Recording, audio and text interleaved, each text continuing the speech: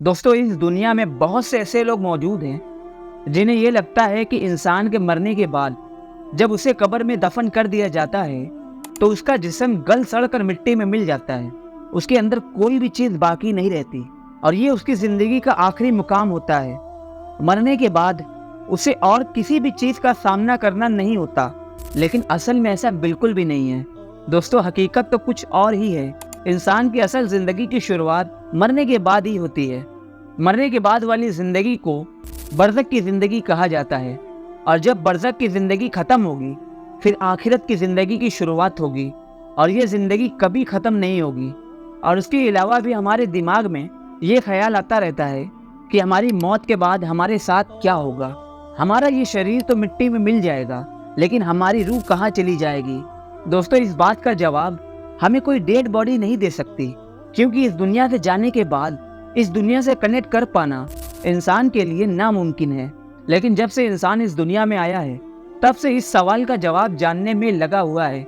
दोस्तों, जब इंसान की मौत हो जाती है और जब इंसान अपना शरीर और इस दुनिया को छोड़कर जाता है तो यहाँ से उसकी रूह एक ऐसे मुकाम की तरफ सफ़र करती है जिसे आलम बरज़ख के नाम से जाना जाता है। दोस्तों, बरज़ख का मतलब है पर्दा या आड़। उसके अलावा इसे आलम कब्र के नाम से भी जाना जाता है। इसीलिए इंसान की मौत के बाद इंसान और जिन इसी आलम बरज़ख में रहते हैं। जो लोग नेक और अल्लाह के फर्मा बरदार होते हैं उनके लिए आलम बरज़ख बिल्कुल जन्नत की तरह है, और वो लोग जो अल्लाह की नाफरमानी करते हैं उनके लिए आलम बरज़ख बिल्कुल जहन्नम की तरह रिवायतों में आया है। दोस्तों, इस्लाम में हमें बताया गया है कि जब हमारी रूह को कब्ज कर लिया जाता है तो उसके बाद जब हमारी बॉडी को कब्र में उतारने के बाद फिर से हमारी रूह को हमारी बॉडी में डाली जाती है, और इसके बाद मुनकिर नकीर हमारी कब्र में आते हैं और हमसे सवाल जवाब करते हैं। दोस्तों, हज़रत अबू हुरैरा रज़ी अल्लाह ताला अन्हु फरमाते हैं कि आप सल्लल्लाहु अलैहि वसल्लम ने इरशाद फरमाया कि जब मैयत को कब्र में रख दिया जाता है तो उसके पास दो फरिश्ते आते हैं जिनका रंग काला और आंखें नीली होती है, जिनमें से एक को मुनकिर और दूसरे को नकीर कहा जाता है।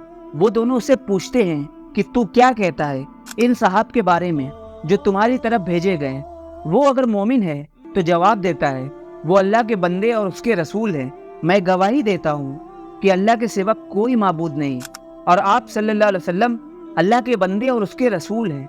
दोस्तों, इन सवाल जवाब के बाद उनके अमाल के मुताबिक दो फरिश्ते आते हैं जो रूह को लेकर आसमान की तरफ निकल जाते हैं। अगर किसी इंसान के अमाल अच्छे होते हैं, उसकी रूह मोमिन और नेक होती है, तो लीन नाम के मकाम में ले जाया जाता है, और अगर किसी इंसान के अमाल बुरे होते हैं और वो मुनकिर होते हैं तो उन्हें सिज्जीन नाम के मुकाम में डाल दिया जाता है। लीन और सिज्जीन आलम बरज़ख के दो ठिकाने हैं। उनको बदकार और मोमिनों के लिए बनाया गया है। लीन में जो लोग रहते हैं उनके मरने के बाद उनकी ज़िंदगी बहुत ही ज़्यादा अच्छी होती है। इन लोगों पर अल्लाह की सभी रहमतें नाजिल होती हैं। यह जगह बिल्कुल एक बाग की तरह है। यहाँ सभी रूहें एक दूसरे के साथ मिलजुल कर रहती हैं। उसके अलावा ये रूहें एक दूसरे को पहचान भी सकती हैं जिनसे वो दुनिया में मिले थे। ये एक दूसरे को देखकर काफ़ी ज़्यादा खुश होते हैं और एक दूसरे से बातें भी करते हैं दुनिया में अपनी गुजारी हुई ज़िंदगी के बारे में। जो नई रूहें यहाँ पर आती हैं, पुरानी रूहें अपने करीबी लोगों के बारे में उनसे सवाल करते हैं, मेरे रिश्तेदार और मेरे दोस्त किस हाल में हैं। नई आने वाली रूहें ये बताती हैं कि आपका रिश्तेदार का तो इंतकाल हो गया है, लेकिन वो यहाँ नहीं पहुँचा। तो वो रूहें फौरन समझ जाती हैं कि वो रूहें ज़रूर सिज्जीन में हैं। ये नेक रूहें यहाँ रह रही होती हैं, हमेशा अपने रिश्तेदारों का इंतज़ार करती हैं। यहाँ पे रूहों को अपने रिश्तेदारों का इंतज़ार ऐसे रहता है जैसे हमारे घर में कोई अपना कहीं चला जाता है और उसके आने का इंतज़ार हमें रहता है। बरज़ख में रूहों के अलावा अंबिया इकराम और सहाबा इकराम और सालेहीन की रूहें भी रहती हैं। सभी रूहें यहाँ पर एक साथ रहती हैं। रिवायतों में बताया गया है कि ये रूहें एक दिन अपने करीबी रिश्तेदार से मुलाकात भी करेंगी और बातें भी करेंगी, जैसे कि आप सल्लल्लाहु अलैहि वसल्लम ने हज़रत फातिमा रज़ी अल्लाह ताला अन्हा से फरमाया, मेरी वफ़ात के बाद सबसे पहले मेरी मुलाकात तुमसे होगी। बिल्कुल ऐसा ही हुआ। आप सल्लल्लाहु अलैहि वसल्लम के वफ़ात के 6 महीने बाद हज़रत फातिमा रज़ी अल्लाह ताला अन्हा आप सल्लल्लाहु अलैहि वसल्लम से जा मिली। जिस तरह हमें ख्वाब आते हैं, ये भी आलम बरज़ख का एक नमूना है। कभी कभी तो हमें ऐसा ख्वाब आता है जैसे हमारा शरीर भी हमारी ख्वाब के मुताबिक काम करने लगता है, जिसको हम बिल्कुल साफ महसूस कर सकते हैं। कई बार तो ख्वाब में ही इंसान खड़ा हो जाता है और चलने लगता है। اور باتیں بھی کرتا ہے، لیکن اصل میں خواب دیکھ رہا ہوتا ہے۔ لیکن اصل میں جو دیکھ رہا ہوتا ہے اصل میں وہ کچھ بھی نہیں ہے، وہ سب کچھ نیند میں کر رہا ہوتا ہے۔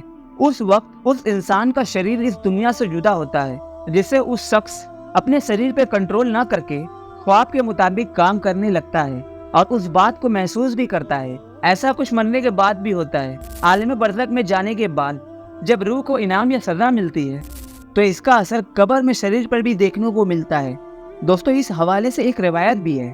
ایک بار آپ صلی اللہ علیہ وسلم بنو نجار کے باغ میں اپنے کھچر پر سواری کر رہے تھے، تبھی اچانک سے آپ صلی اللہ علیہ وسلم کا کھچر بہت زیادہ بگڑ گیا۔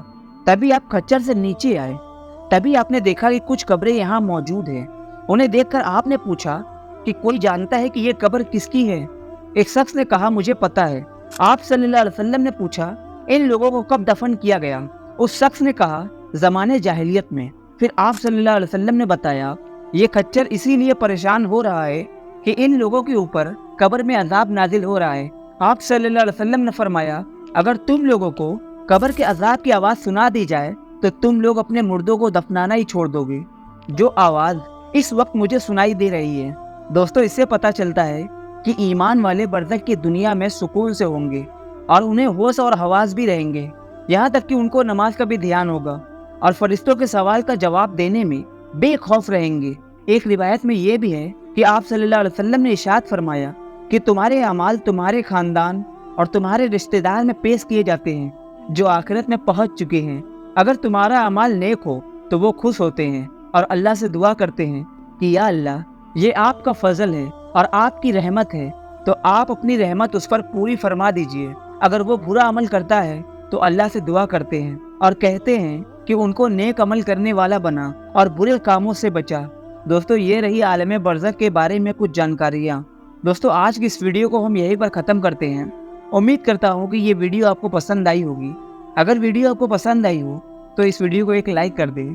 چینل پہ نئے آئے تو چینل کو سبسکرائب کر لیں۔ آپ عالم برزخ کے بارے میں کیا سوچتے ہیں مجھے کمنٹ کر کے ضرور بتائیں۔